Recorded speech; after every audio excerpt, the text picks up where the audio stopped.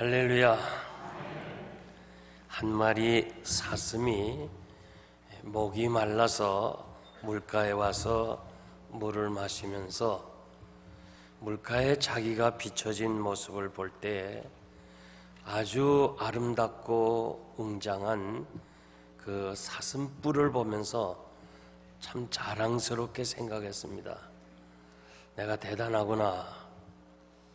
그리고 동시에 연약한 가느다란 다리를 보면서 야, 이건 진짜 아닌데 이건 차라리 없는 게 낫지 않을까 하면서 한탄하는 가운데 이 사자가 자기를 잡으려 오기 때문에 막 도망을 갔어요. 그러다가 숲으로 들어가서 그 자랑스러운 뿔 때문에 결국 나무가지에 걸려서 잡혀먹으면서 사슴은 이렇게 말했답니다. 정말 한탄스러운 볼품없는 가느다란 다리로 살았는데 자랑하고 교만하고 웅장한 뿔 때문에 내가 죽었다.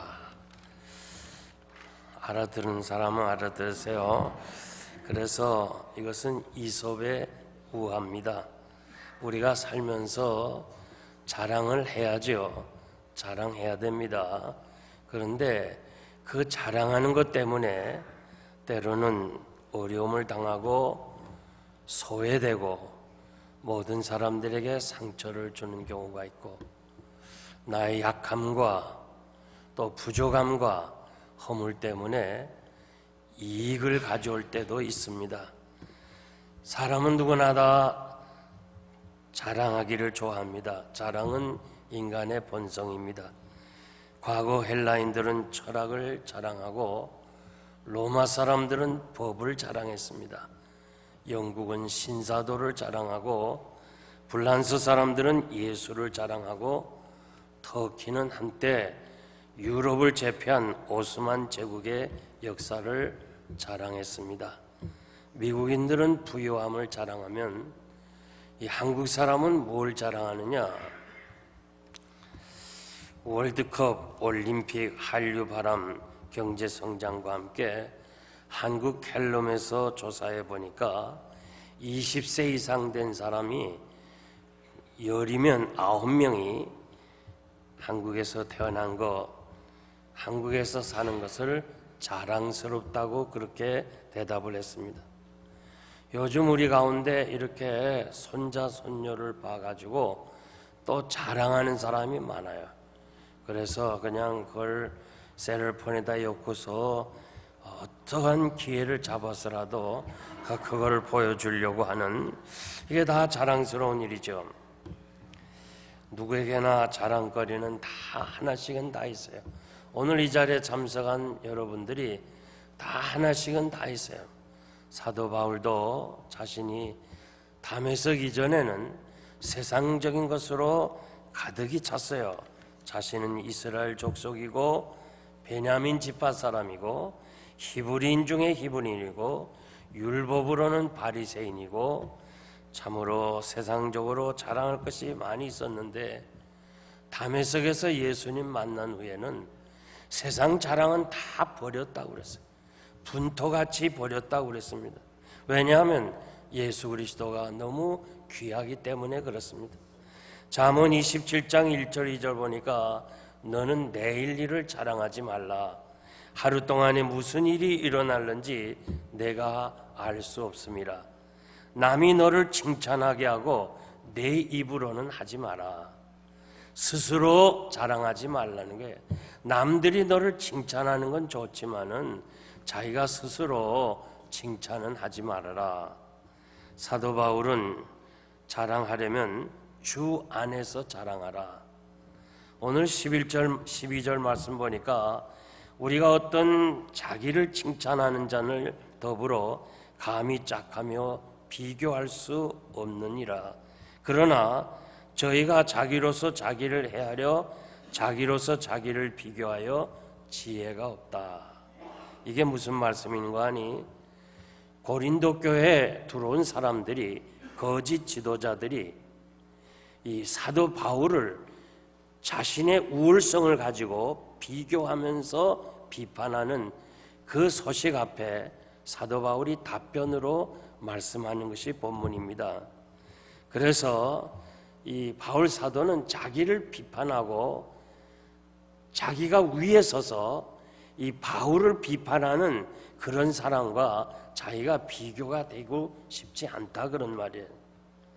자기를 칭찬하는 사람들, 고린도 교회 거짓 교사들입니다.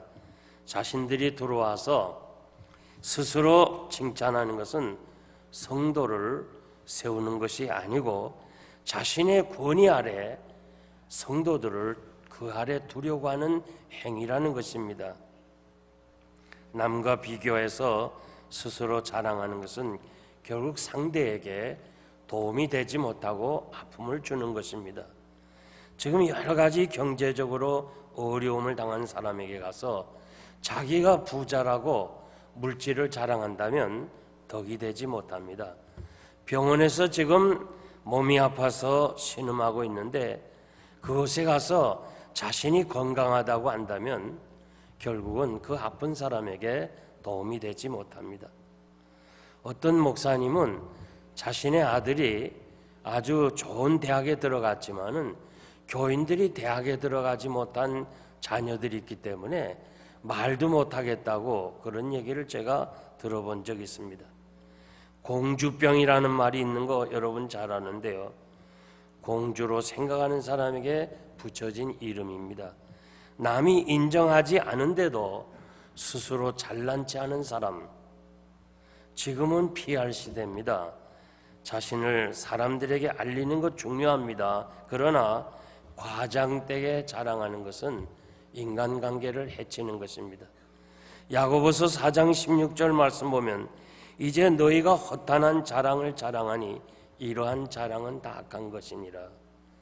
예수 그리스도 외에 다른 것을 자랑하는 것은 다 허탄한 것이다. 그 자랑이 결국은 다 악한 것에서부터 나왔다. 그렇게 말씀합니다.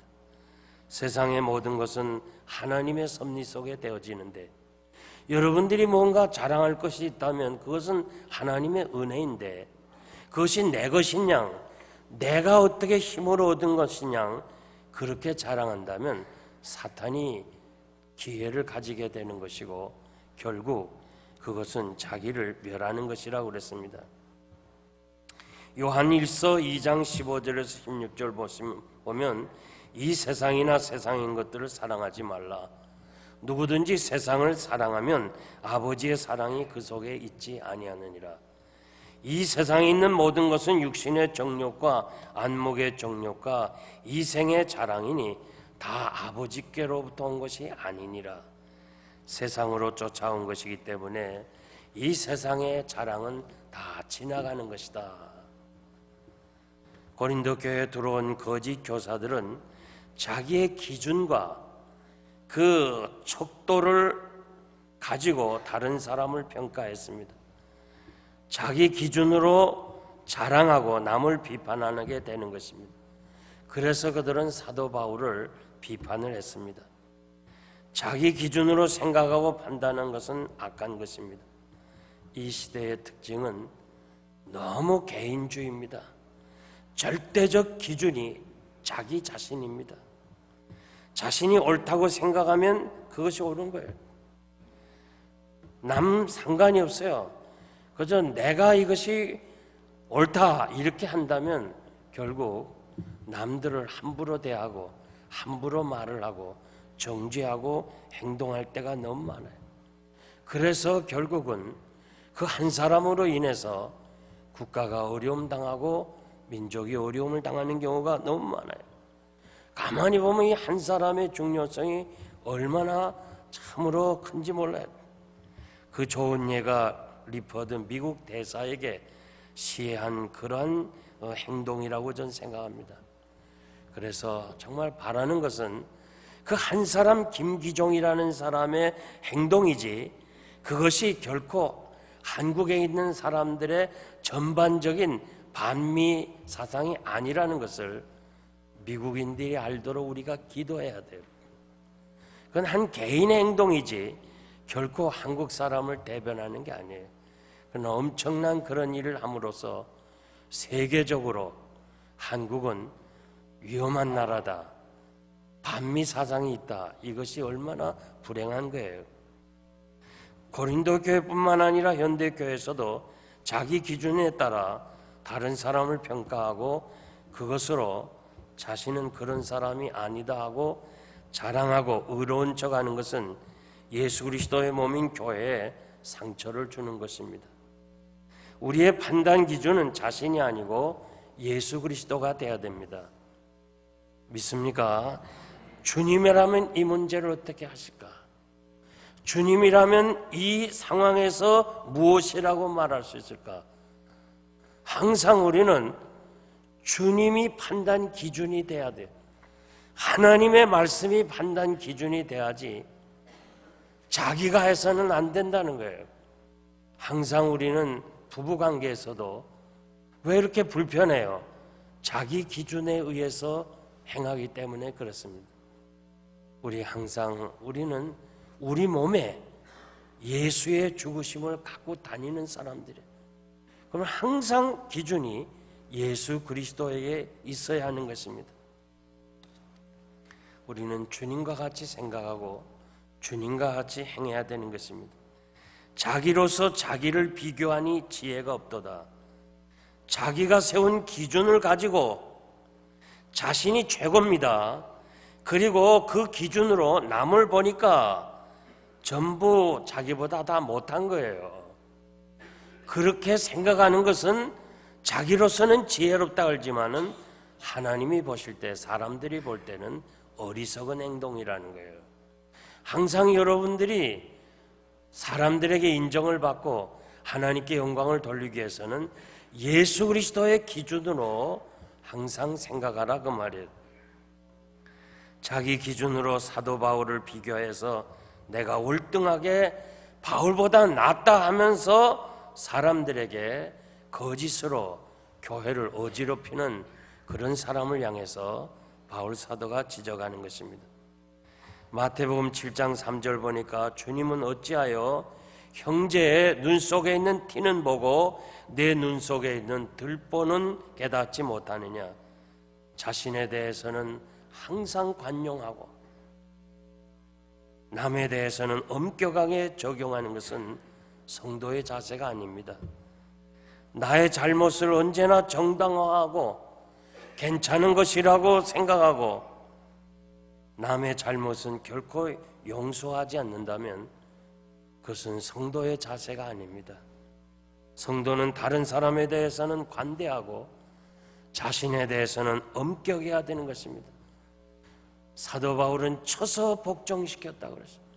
자기 자신을 강권하여 강제적으로 그리스도의 그 말씀 앞에 무릎을 꿇게 해야 되는 거예요.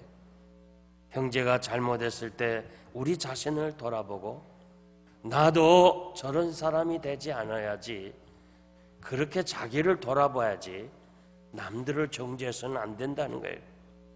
13절 보니까 우리는 분량밖에 자랑을 하지 않고 오직 하나님이 우리에게 분량으로 나누어 주신 그 분량의 한계를 따라 하노니 곧 너희에게까지 이룬 것이라.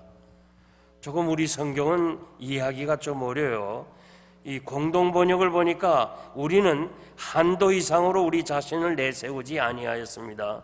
하나님께서 우리에게 일할 범위를 정해 주셨고 우리가 여러분에게 가서 일한 것도 하나님이 주신 범위 안에서 일을 했습니다.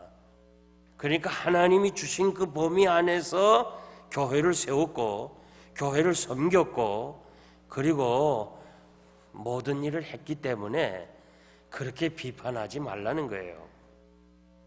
여기서 3번이나 분량이라는 말이 나오는데 사도 바울은 자신이 고린도에 가서 이렇게 섬기고 봉사한 것은 자기가 한 것이 아니라 하나님이 주신 은혜 안에서 그 할 수 있는 영역 안에서 한도 내에서 하였기 때문에 하나님이 하신 일이지 결코 내가 한 일이 아니기 때문에 비판을 받아서는 안 된다는 거예요. 하지 말라는 거예요.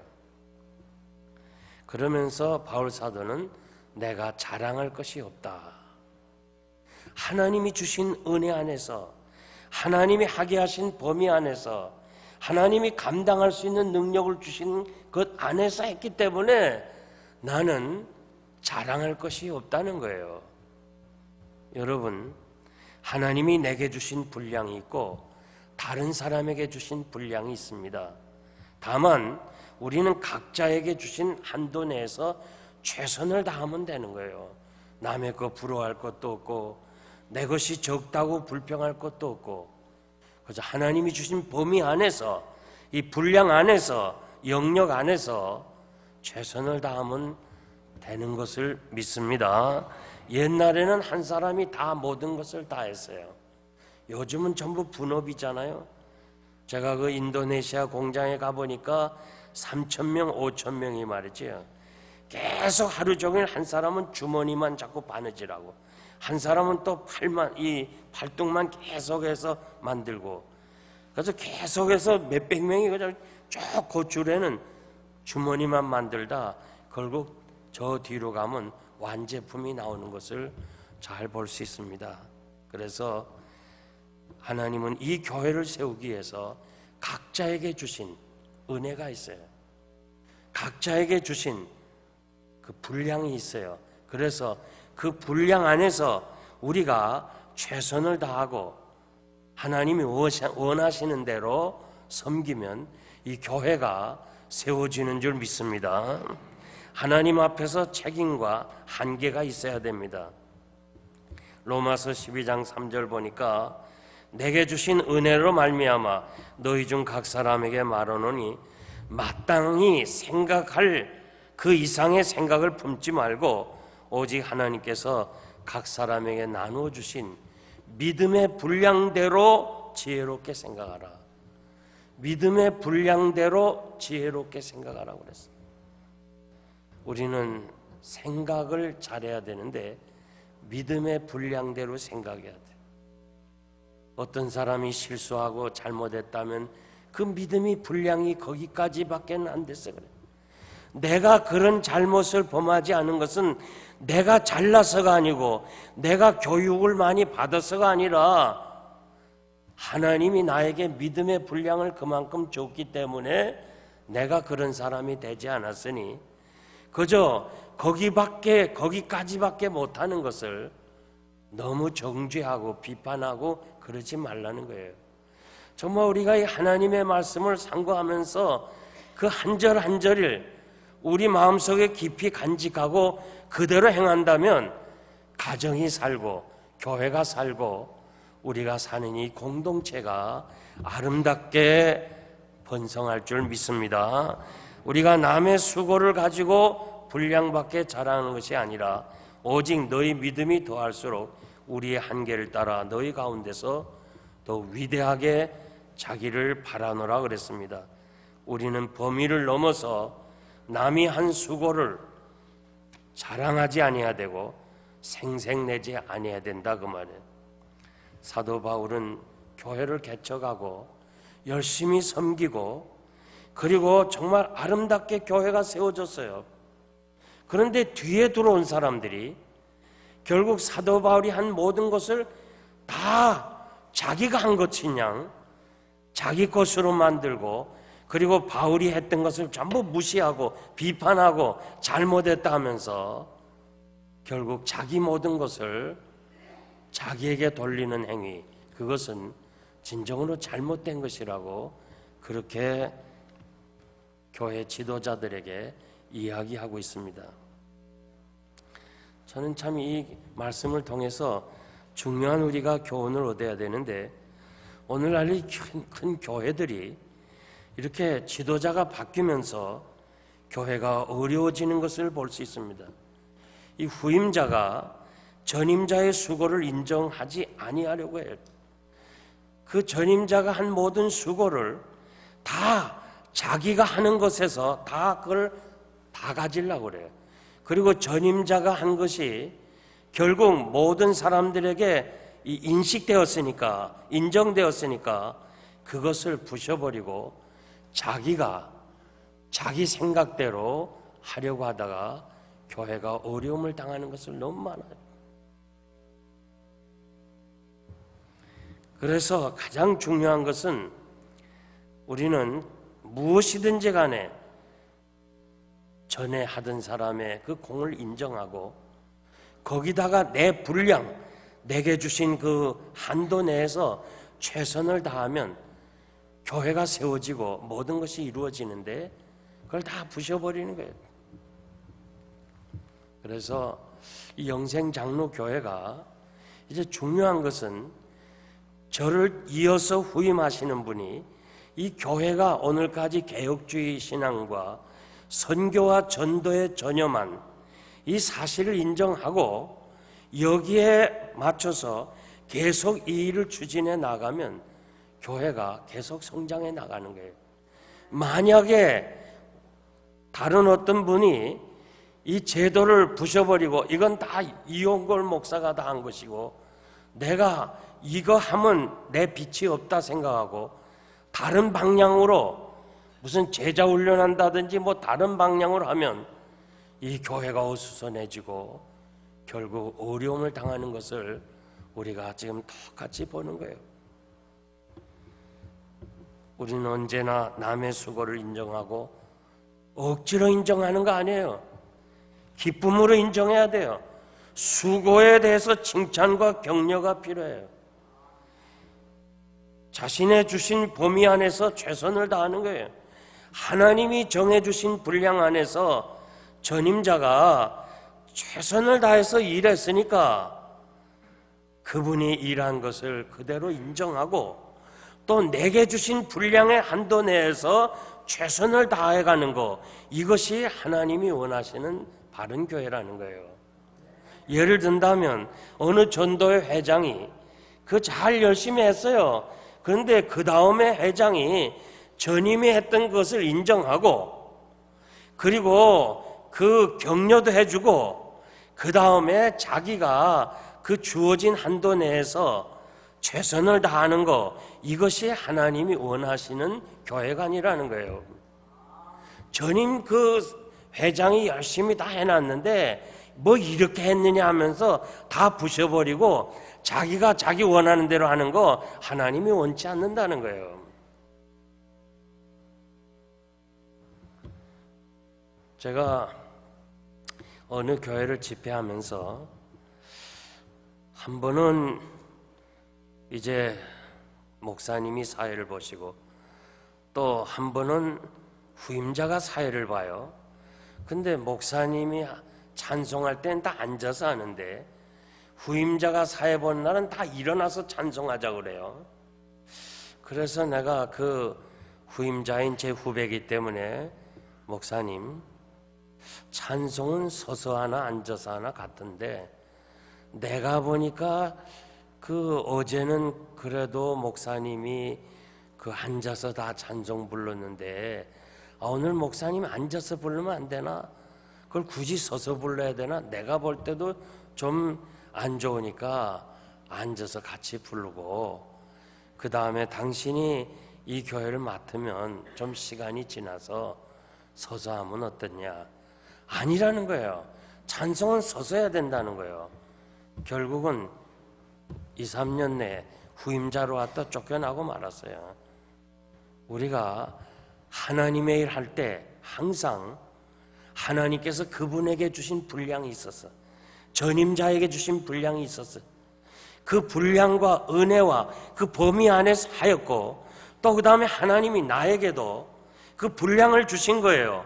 그 한도를 주신 거예요. 누가 주셨어요? 하나님이 주셨어요. 그러니까 하나님의 교회는 항상 전임자의 그 사실을 인정하고 후임자가 그 뒤를 이어서 최선을 다하라는 거예요. 이 고린도 교회 분쟁이 왜 생겼어요?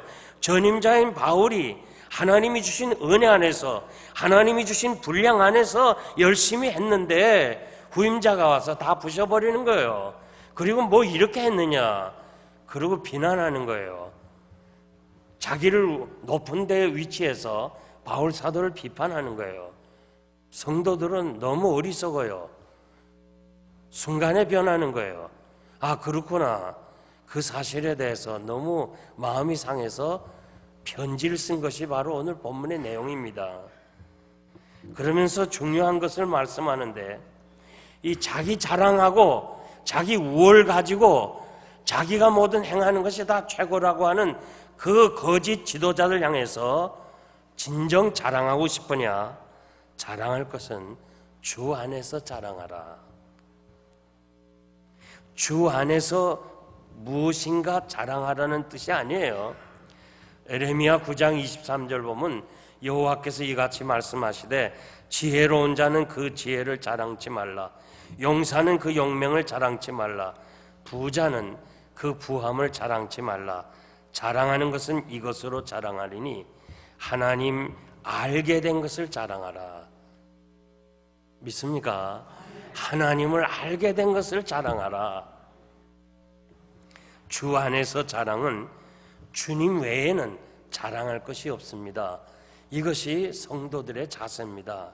갈라디아서 6장 14절 보니까 그러나 내게는 우리 주 예수 그리스도 십자가 외에는 결코 자랑할 것이 없습니다.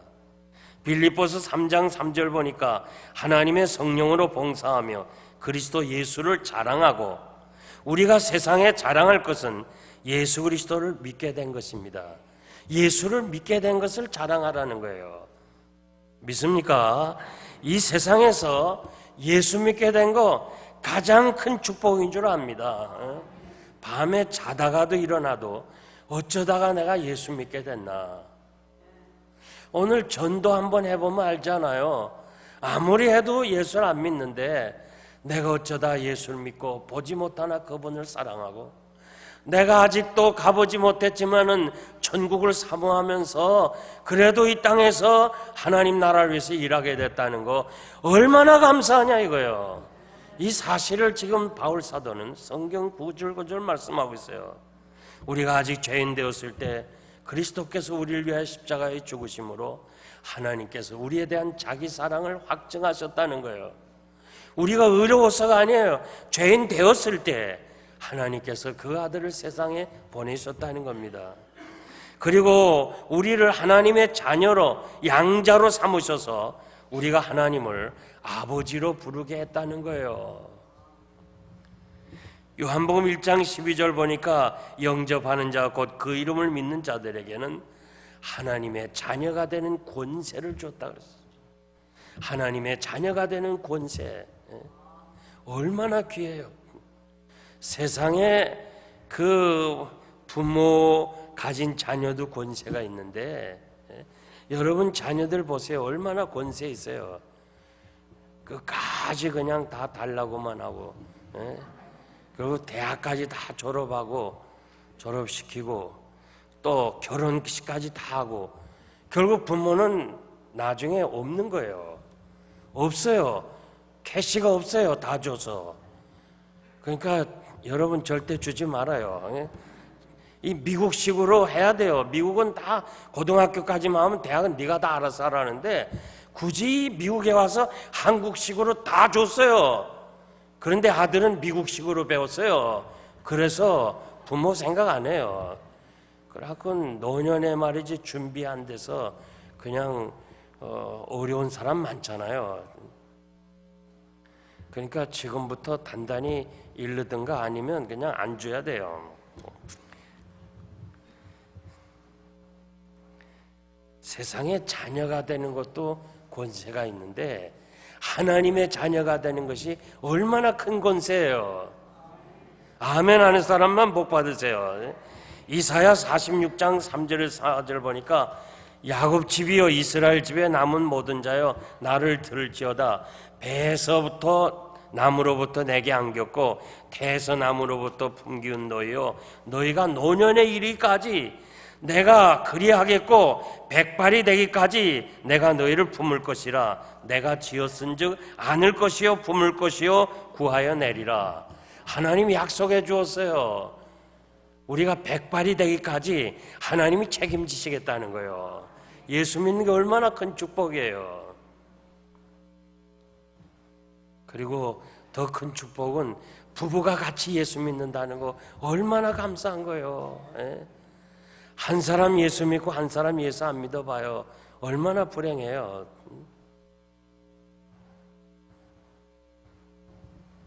양옆에 계신 분들에게 우린 행복합니다. 좀 얘기해 주세요. 우리 행복합니다. 그래서 사도 바울은 주 안에서 자랑하라는 것은 항상 예수 믿게 된 것을 자랑하라는 거예요. 이 주 안에서 자랑하라, 이 말은 주께서 우리를 자랑케 하라 그런 말이에요. 주님이 여러분을 자랑케 하는 사람이 되라는 거예요. 우리가 하나님의 영광을 위해서, 하나님의 뜻을 이 땅에 이루기 위해서 하나님의 말씀대로 살려고 한다면 하나님이 우리를 자랑하는 거예요. 하나님이 다윗을 만나니까 내 마음에 합한 사람이라 내 뜻을 다 이루게 하겠다. 하나님이 다윗을 자랑하지 않았어요? 그리고 하나님은 사단에게 욥을 자랑했는데 욥기 2장 3절에 보니까 여호와께서 사단에게 이르시되 너 내 종 욥을 유의하여 자세히 보았느냐? 그와 같이 순전하고 정직하여 하나님을 경외하면서 악에 떠난 자가 없느니라. 악에서 떠난 자가 없다 그래요.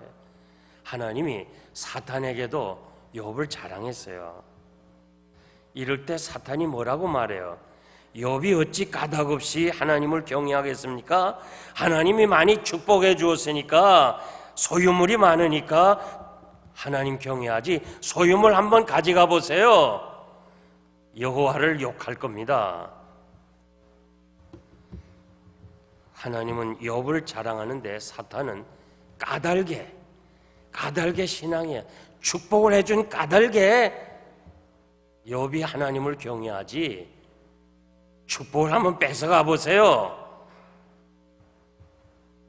하나님 경외하는 사람이 되나? 이 사탄의 수준은요, 그리고 우리들의 수준이 어디까지냐? 하나님이 축복해 주니까, 복을 주시니까 하나님을 섬기는, 거기만 오면 안 돼요. 무슨 까닭에 신앙생활하면 안 되고, 재난이 오고 시련이 오고 아픔이 오고 욥처럼 다 잃어버려도 하나님이 주신 자는 하나님이고 거두어 가신 자도 하나님이십니다. 그저 하나님의 은혜로 살았습니다. 그렇게 신앙생활해야 하나님이 칭찬하는 사람이 된다는 거예요. 그저 모든 것이 다 잘 될 때는 하나님 감사합니다 하고 하나님 섬기다가도 아프고 힘들면 왜 내게 이런 일이 있습니까? 하고 교회를 떠난다면 하나님이 자랑하는 사람이 아닙니다. 18절에 보니까 옳다 인정함을 받는 자는 자기를 칭찬한 자가 아니라 주께서 칭찬하는 자다. 그렇습니다. 자신이 스스로 자랑하고 추천하고 높여도, 사람이 인정해도 중요한 것은 하나님이 인정해 줘야 돼. 하나님이 칭찬해 줘야 돼. 사도 바울은 무고히 사람들에게 오해와 불신을 당하였지만 주님 앞에서 항상 부끄러움이 없었어요. 왜? 하나님이 하시면 되니까. 여러분, 바울의 모습을 거울 삼아서 하나님이 인정하시면 됐지, 뭘 사람의 인정을 받으려고 그래. 사람의 말 한마디에 우리의 신앙이 좌우돼서는 안 돼요. 그러므로 때가 이르기 전 주님이 오시기까지 아무것도 판단하지 말라. 그가 어둠에 감추인 것들을 드러내고 마음의 뜻을 나타내시리니 그때 각 사람에게 하나님으로부터 칭찬이 있으리라. 그날 그때 여러분 하나님 앞에서 칭찬받는 우리 모두가 되어야 될 줄 믿습니다. 이제 말씀을 정리하겠습니다. 바울이 세운 교회 뒤에 들어온 거짓 지도자들이 들어와서 자신들은 정말 정당한 추천서를 가진 그러한 사도고, 우리는 황홀한 체험도 했고 예언도 하고 우리는 이렇게 우월성을 가졌는데 전에 개척하고 생겼던 바울이라는 사람은 영 형편없는 사람이다 하면서 이렇게 비난하는, 거기에 대해서 사도 바울이 답변하는 마음으로 쓴 것이 본문의 내용입니다. 사도 바울은 그런 모든 비난 속에서 그것이 중요한 것이 아니라 주님이 칭찬해주는, 주님을 위해서 섬길 수 있다는 것, 이것이 진정으로 자신이 행복이고 축복이라는 것을 말씀합니다. 참 바울의 그 성경에서 보면요, 그 사도 바울이 자랑한 것이 뭔가, 주 안에서 자랑하라 했는데 그 자랑하는 것이 뭐냐, 간단하게 몇 가지만 말씀드리면, 자신이 예수 믿기 전 과거에 그 정말 교회를 핍박하고 스데반을 죽이는데 앞장섰던 죄인, 자기 부끄러운 과거를 항상 그는 자랑했어요. 왜? 예수 그리스도의 그 사랑이 너무너무 귀하기 때문에 자기 과거에 부끄러웠던 그런 죄들을 다 자랑하는 거예요.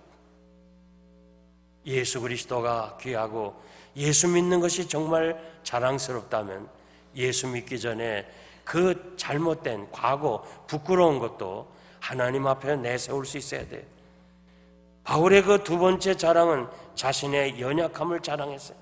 고린도후서 12장 9절 보니까 내게 이르시되 내 은혜가 내게 족하도다. 이는 내 능력이 약한 데서 온전하여짐이라 하신지라. 이러므로 도리어 기뻐함으로 나의 여러 약한 것들에 대하여 자랑하리니, 나의 여러 약한 것들에 대해서 자랑하리니 이는 주의 능력이 내게 머물게 하려 함이니라. 바울 사도는 약한 거, 병든 거, 그것을 자랑했어요. 왜? 그 약함 때문에 하나님 의지한다는 거예요. 여러분들이 뭐 약한 거 있어요? 연약한 거 있어요? 결점이 있어요? 병든 것이 있어요? 그것 때문에 겸손해지고, 그것 때문에 하나님을 의지하고, 그것 때문에 세상 길로 나가지 않는다면 그것은 자랑할 것이 되는 거예요. 하나님, 나는 이런 약한 것으로 인해서 하나님 앞에 은혜가 머물게 됐습니다. 자랑 한번 해보세요. 그 약함을 하나님께서 회복해 주실 줄 믿습니다. 세 번째는 고난받는 것을 자랑했어요. 고린도서 1장 8절 보니까 형제들아, 우리가 아시아에서 당한 그 환난을 너희들이 알기를 원한다는 거예요. 사형 선고를 받은 사람으로 알아서 이제는 살 소망이 없고 끊어져 있었던 사실을 자랑하는 거예요. 39대씩 5번이나 태장에 맞고 강의 위험과 바다 위험과 강도 위험과 줄이고 목마르고 잠 못 자고 이 고난을 받은 거, 이거 다 자랑하는 거예요. 왜 그래요? 주님이 좋아서, 주님의 십자가의 그 가신 그 길을 따라가기 위해서 자신이 그렇게 자랑한다 그랬어요. 그리고 그는 십자가 자랑했어요. 십자가 너무 귀하고, 십자가 바라보고, 십자가 지고, 십자가를 자기 모든 정과 욕심을 다 박았어요. 고린도후서 12장 1절 보니까 마지막으로 내가 부득불 자랑하리니 주의 환상과 계시를 말하리라. 세 번째 하늘에 올라간 그 경험을 자랑했어요. 땅에 있는 장막집이 무너지면 하나님이 지으신, 손으로 지은 것이 아니고 하나님께서 지으신 영원한 집이 우리에게 있다는 거예요. 그가 그렇게 어려움을 당하고 그 고난과 핍박 속에서도 견뎌낼 수 있는 비결이 뭐예요? 감사하는 비결이 뭐예요? 하나님의 나라가 있고 그 하나님의 나라가 예비하고 있다는 사실을 자랑하기 때문에 그렇습니다. 사랑하는 성도 여러분, 여러분들이 세상의 거 다 쓸데없는 거 자랑하지 말고 오직 예수를 자랑하시기 바랍니다. 주 예수보다 귀한 것은 없습니다. 예수 믿게 된 것 자랑하고, 내가 어떻게 해서 이렇게 예수 믿게 됐나, 참 감사합니다. 그리고 나의 연약함을 자랑하는 거예요. 내가 연약함을 자랑할 때마다 하나님의 능력이 나에게 함께 머문다 그랬어요. 그리고 무엇보다도 하나님의 나라를 자랑해야 돼요. 하나님의 나라를 자랑하고 하나님이 예비하신 그 나라를 자랑하고, 그리고 나는 하나님 나라에 들어갈 수 있다고 하는 이 천국을 자랑해야 사탄이 여러분들을 시험하지 못하고 마지막 순간에도 정말 하나님을 자랑할 수 있는 거예요. 제일 중요한 것은 구원의 확신을 가지고 하나님 나라를 고백할 수 있는 그런 사람이 돼야 돼. 그 대단히 중요해요. 오늘 제가 우리 한 분 이렇게 임종 예배를 보고 왔습니다. 그런데 그 아내가 이제 몰핀을 들어가면 정신이 없을 테니까 그냥 정신이 있을 때 목사님이 예배를 인도해 달라고 그래서 예배를 인도했어요. 그러면서 그 어려운 가운데 찬송하면서 그 눈을 뜨고 그리고 반가워하면서 예수 그리스도를 구주로 영접했냐, 하나님의 나라 믿냐니까 믿는다는 거예요. 얼마나 귀한 거예요. 얼마나 복된 거예요. 이제 그가 너무 고통스러워서 몰핀을 맞으면 다시는 뭐라고 대화는 못할 거예요. 마지막 의식을 가진 그 자리에서 하나님의 나라를 믿고 주님을 믿을 수 있는 고백을 했다는 건 너무너무 감사한 거예요. 그거는 어떻게 해서 이루어지는 거냐? 우리가 평소 살면서 하나님의 나라를 자랑해야 돼요. 천국을 자랑해야 돼요. 여러분들이 예수 믿는다면서 세상 것만 자랑하고 세상 것만 매여 있으면요, 마지막 때에 우리가 이런 신앙 고백을 할 수가 없는 거예요. 그러므로 사랑하는 성도 여러분, 우리가 세상에 자랑할 거 많지만은 가장 중요한 거 예수님 자랑하고, 내가 예수 믿게 된 거 자랑하고, 약한 것 있어요, 병든 것 있어요, 그거 자랑하고, 하나님의 나라를 자랑하다가 하나님께서 오라 할 때 우리 다 하나님 나라에서 영생 복락을 누리는 여러분 되시기를 바랍니다.